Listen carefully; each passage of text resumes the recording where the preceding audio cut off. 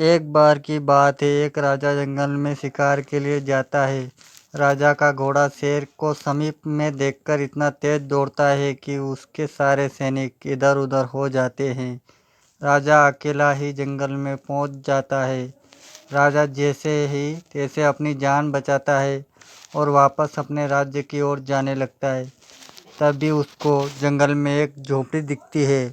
राजा उस झोपड़ी में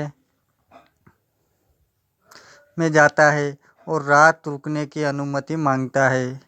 राजा को देखकर उस झोंपड़ी में रहने वाला व्यक्ति राजा का इतना हो सकता है आदर सत्कार करता है और कहता है, महाराज मैं एक गरीब आदमी हूँ, मैं बस आपकी इतनी सेवा कर सकता हूँ। राजा उसे पूछता है, तुम अपनी जीविका के लिए क्या करते हो? वो व्यक्ति राजा से कहता है, मैं जंगल की लकड़ी जलाकर उसका कोयला बेचता हूँ।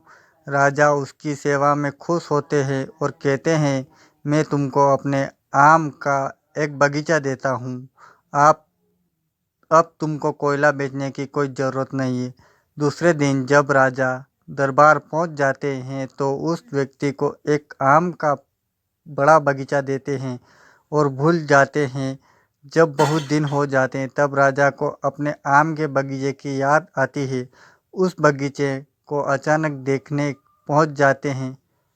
जब वह बगीचे में पहुंचते हैं तो बगीचा देखकर चौंक जाते हैं। वह व्यक्ति को बुलाते हैं और कहते हैं, यहाँ के सारे आम कहाँ गए?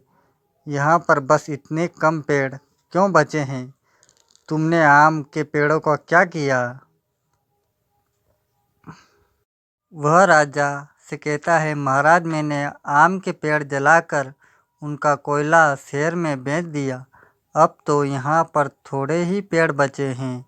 महाराज को उस व्यक्ति की बातों पर बहुत गुस्सा आता है और फिर वह उसको समझाते हैं, अरे मूर्ख, आम के पेड़ जलाकर नहीं बेचना था, इनमें फल लगे फल बाजार में आम के पेड़ लगाओगे और जो बचे हुए पेड़ हैं उनके आम जाकर शहर में बेचो और देखो तुमको कितना मुनाफा होता है।